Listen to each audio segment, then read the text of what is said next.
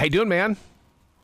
Hey, how we doing, man? Doing good. Absolutely fantastic, dude. We got to talk about this new EP that you've got. I love the storytelling that you've got going on it. Man, that's what I thrive on, and each one of these songs is a piece of my life. I call it hard on the sleeve writing, man. So it's my therapy, and I hope it helps somebody else out there. These are very real things that I've been through. Well, I'm glad you said therapy, because when I was listening to it, I found myself even, reflecting and sitting there going, okay, I understand what's going on here. And what I love is the fact that you can put it in music where other people would just keep it inside and not let it out.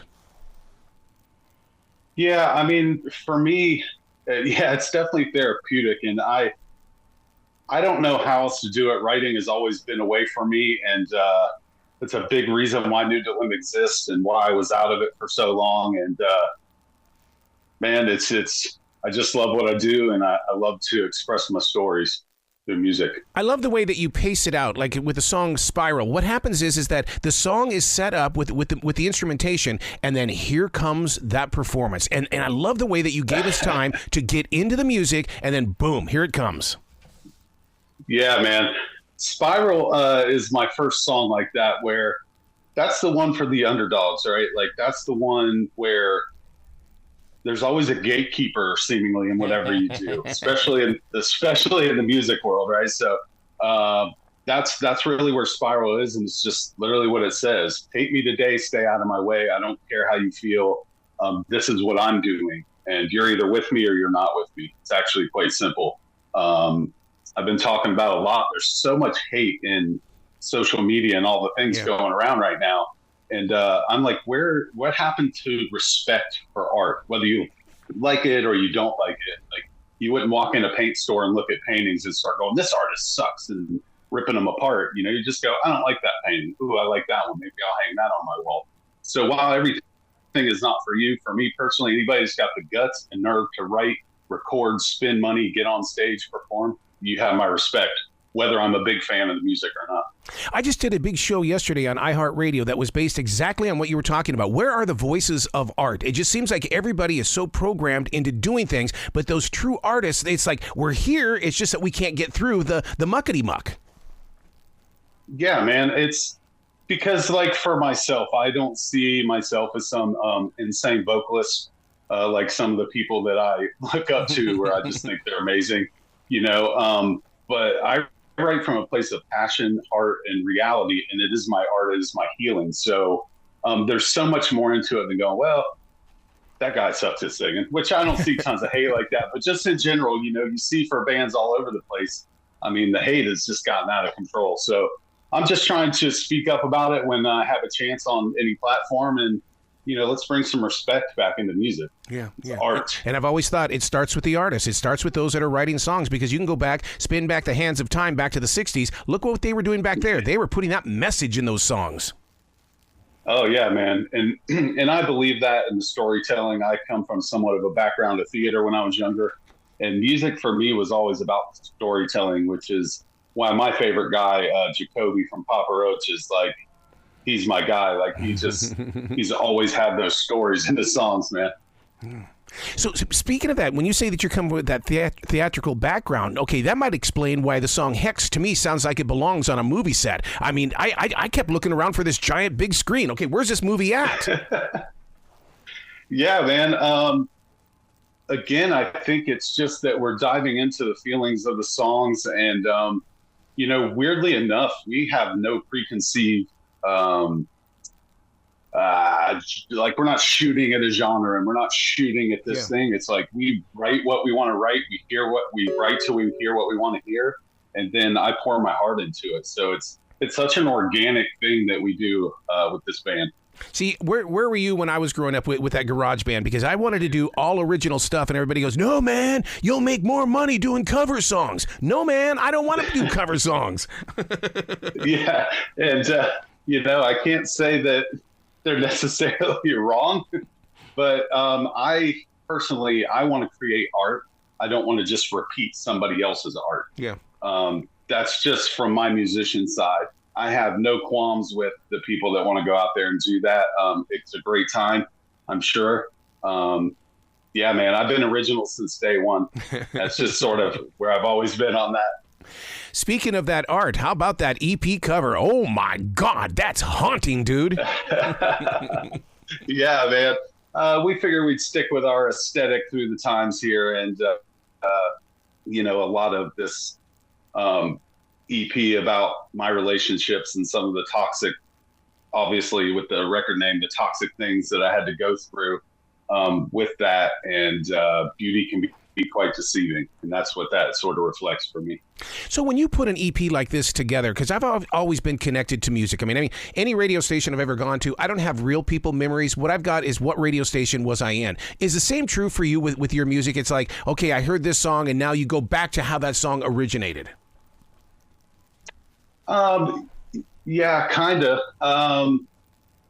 Weirdly enough, you get lost in your own music. Like you're in it so much longer than everybody else, like I'm over here writing it, and then in 6 months we're at the studio and you're singing it, and it's post-production and you're listening. And, by the time it hits, you're already rehearsing it and doing that. So I do believe songs get lost in translation sometimes. Yeah. And honestly, that was the biggest focus for me. And right now is living in these songs is important to me. One of the things that I've always had my eye on Florida about is the fact that, the music scene in Seattle, San Francisco, Detroit, Muscle Shoals, why don't we embrace Florida the same exact way? There are so many monsters that have come out of there, and it's like, we're from Florida. It's like, no, you're from that capital of music, really? Yeah, man. I mean, I think it's weird to me that Orlando is not another New York or LA right at this point, or Seattle. There's some bands we played House of Blues 2 weeks ago, and in Orlando with Soul Switch and Alive and Stone, and some new kids, young kids, Love Child, and the talent that's coming out of Orlando is insane. But people got to stop and look around. Everybody gets so caught up in the 4 or 5 mainstream things that are happening that you need to remember that there's just as much talent in your own town, and to look around, especially Orlando. Like, we feel like our scene is as good as any of them, and the bands can hang with the best of them. We believe that. Hey, did I see on the EP in very tiny print that with a song like Run and Hide, you're going to pay for my speeding ticket? I mean, I just want to go 155 miles an hour with that song. Yeah, it kind of has that effect, doesn't it? Oh, my God. Because Run and Hide, even that beginning, like that was the first thing that came to my mind, that very first word, run, done it, and it just lays into it like that. Literally, as we were working on the music, and Zack, our lead guitar player, sent that over, our real magic guy behind the music, and I was like, run. Like, that was the first thing I thought of. And man, other than that, the song pretty much wrote itself. And you got to protect yourself from your mental health. As artists, we have weird ways of showing it through our music, but Run and Hide is just that. Sometimes you just have to hide from your own demons, and you have to gather yourself so you have the strength to fight back. And that's why that very last line, like, you can't haunt us anymore. Phantom can't get you anymore. So in typical fashion, if people pay attention to these songs, there's always that light at the end of the tunnel at the end of a new dilemma song. When did you realize that you were going to be putting this EP together? Because a lot of people that aren't so creative don't understand that when you get hit in the head with an idea, you stick to it and you don't walk away. Yeah, man. It's you can't walk away. Like, for me, it's so crazy, but I'll be on the cusp of sleep and sit straight up in bed and have to grab a notebook. It's so weird. I'll be literally taking a shower and have a whole verse run through my head, and I'm like, calling the wife, honey, grab my phone. So you really don't know when it's going to hit you. That's for sure. Yeah. I'm going to make a prediction. This is going to be a big one for you guys this year. Violence Is Your Love. I think that's going to be huge. I think it's going to cross over into not just new rock radio stations, but I think Top 40, they need to bathe in a little bit of this as well. I'm very hopeful for that. I was honestly, when we were talking about the first single, I was very torn between Run and Hide and Violence. Mm-hmm. And Violence is probably one of the most personal songs I've ever written, really? Honestly. It's just a true story, of I was a single dad for a lot of years, and I have a special needs daughter. That's why I got out of music originally. And her mom in jail and drugs and bad things. And still to this day, we have no contact. And, she was the one, I don't know how old she was at the time. This was going on over 8 years ago. Hey, Dad, go show the world what you got again. And I'm like, are you crazy? Like, I don't know if I can do this again. And I walked out of her room that night, and I'm always in this new dilemma.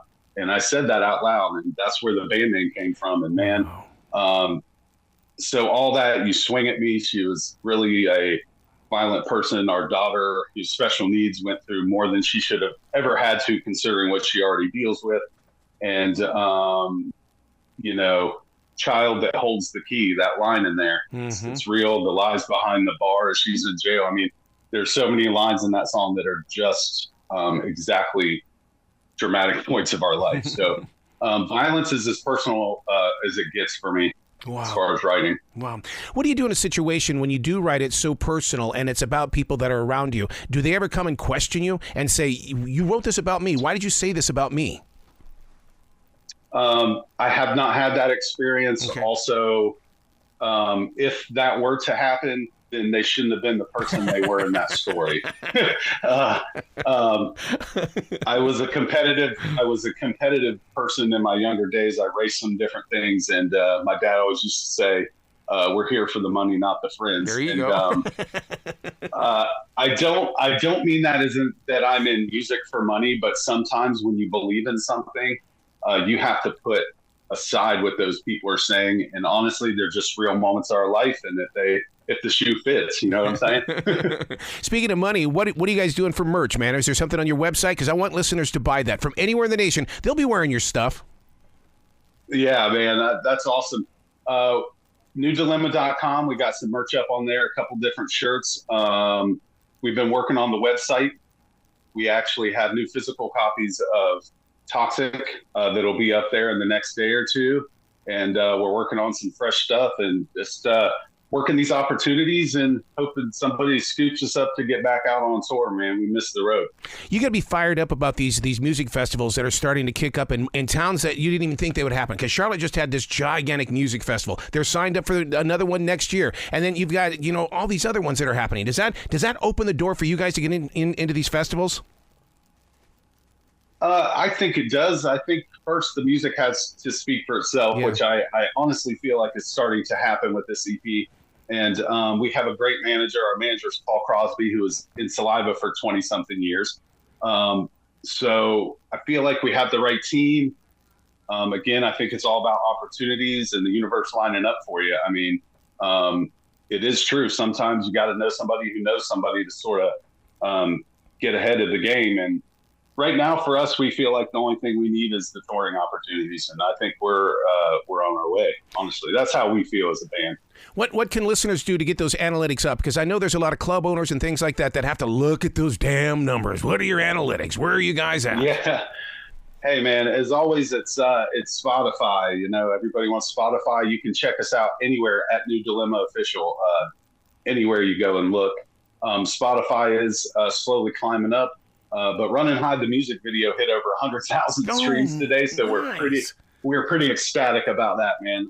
That's really awesome. So we definitely see everything going upwards, and that's awesome because all we really want to do is connect, send us a message, send us whatever.